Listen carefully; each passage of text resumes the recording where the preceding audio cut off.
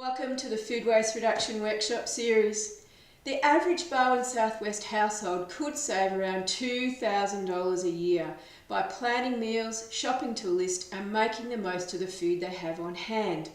Hi, I'm Linda Grant, the Education Officer at Barwon South West Waste and Resource Recovery Group. Welcome to my kitchen and to the first video in the Food Waste Reduction Workshop series.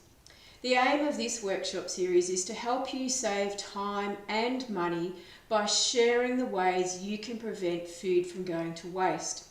Before we get started, it's important to remember that every new skill we learn takes time and practice to master, including skills to reduce food waste. We aim to provide you with all the help we can give you, including supportive ways to ask your questions throughout your food waste reduction journey. And remember, it is a journey. How much food waste is your household currently generating?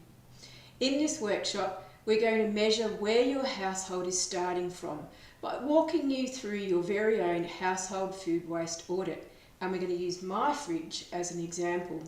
The information you collect is super important. It'll tell you where your household is starting from. It will also show you the main areas of food waste for your household. Is it bread crusts? Is it fruit and vegetables? Is it something else? You'll be able to use this information to set goals for your household and make decisions that save you time, money and food.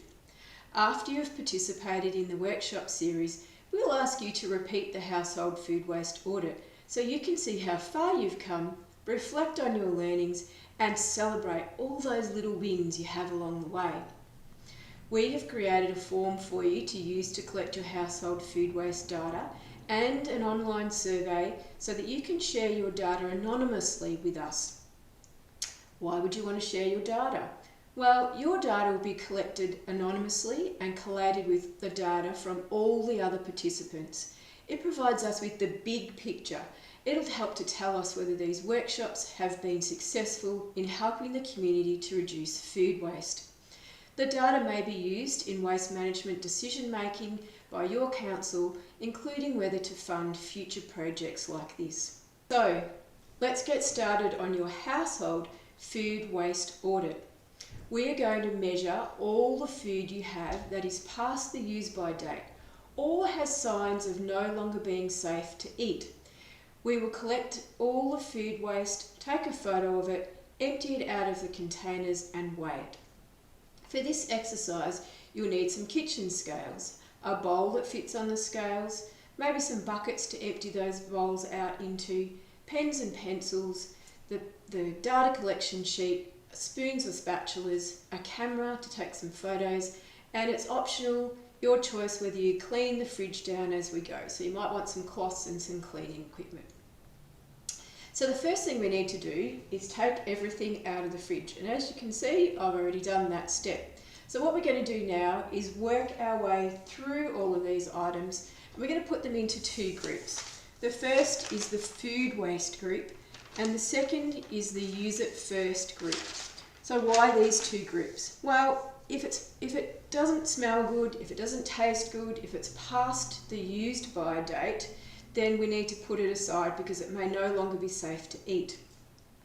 The use it first is for anything that has reached its best before date. Best before doesn't mean that it can't be eaten. It may have lost some taste or some texture, but it's generally just a guideline and you need to use your own experience to tell you whether that product is safe to eat or not. So we'll put it in a use it first category and they'll be the things that we'll aim to use up quickly. So if we put them in a box with a nice colourful label and put them back in the fridge, that's the box we go to first when we open the fridge to see what we can use up. Okay, let's get started.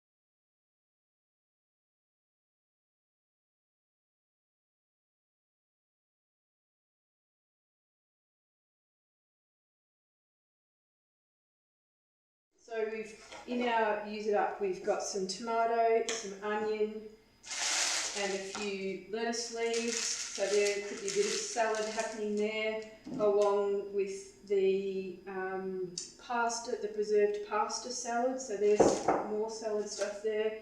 A cucumber that is just starting to show a few signs of needing to be used up, so we'll pop that in the salad as well.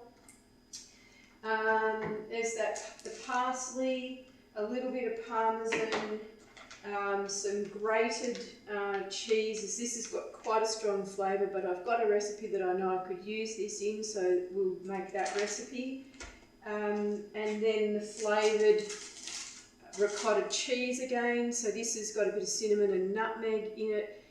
It's lovely on a fruit toast topped with a bit of mango and a few blueberries, or some banana. So we'll make sure that we use that up for a breakfast this week. A few plums left that we can have for dessert, and a little bit of aloe vera juice. So if you do juices and smoothies, you could add that to a juice or a smoothie.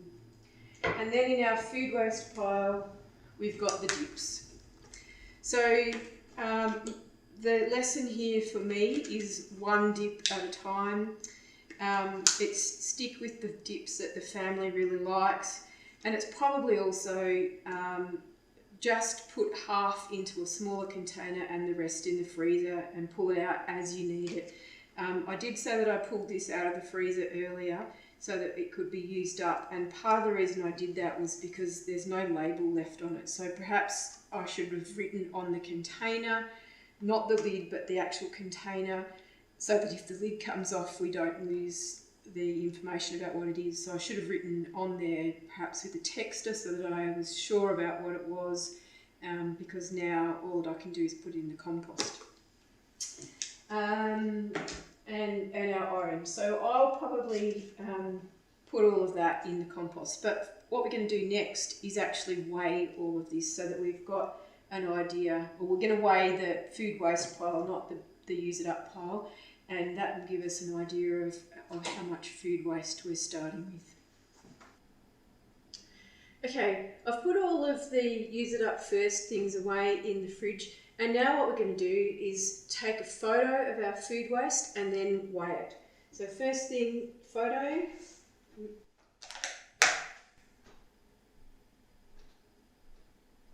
Right, so that's done, and then the next thing to do is to weigh it.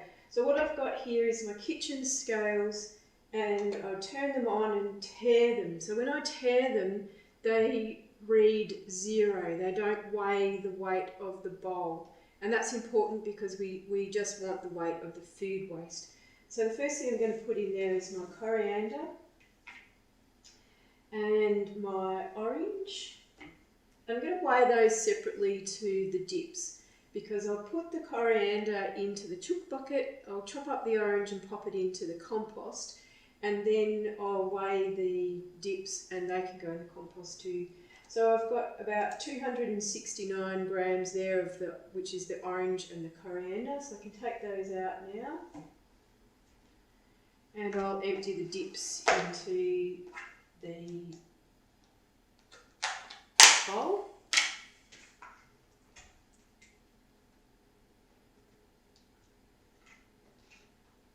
So these dips will be left over from when we last had visitors before lockdown, and they just didn't get used up.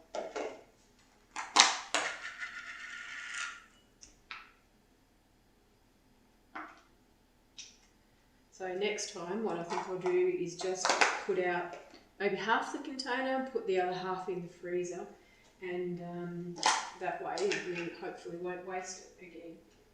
And I think I'll just buy one at a time. Okay, so that's our dips. And we've got about 381 grams there, so I've got a total of 650 grams of food waste here. So now I'll put the coriander in the chook bucket, the orange and the dips in the compost bucket. So none of that will actually go to landfill. So in our household, we tried to keep everything, all of our food waste out of landfill. And the reason for that is that food waste, anything organic that goes to landfill, doesn't actually compost in landfill. The materials that go into a landfill decompose without oxygen, and so they release greenhouse gases. And the best thing that we can do is to either eat them, so they don't go to waste at all, or feed them to chickens or other pets, put them in the compost or the worm farm, maybe bury them if you don't have any other way of doing it. If your council provides you with a FOGO bin service, which is a light green lidded wheelie bin service, you can put all your food waste into your kitchen caddy and then transfer it to your FOGO bin. So the food waste service will take all sorts of things that are not commonly composted at home, as well as the stuff that usually is composted at home. So things like bones and shells and fats and oils, citrus peels, onions, all those sorts of things can go into a FOGO bin, and they'll be composted down and then distributed to things like land rehabilitation and farms to improve soils to grow more food. So the FOGO bin service is a perfectly acceptable way to dispose of your food waste, and it's much better than putting it into a landfill bin. So I hope you've learned a couple of things today from our food waste audit.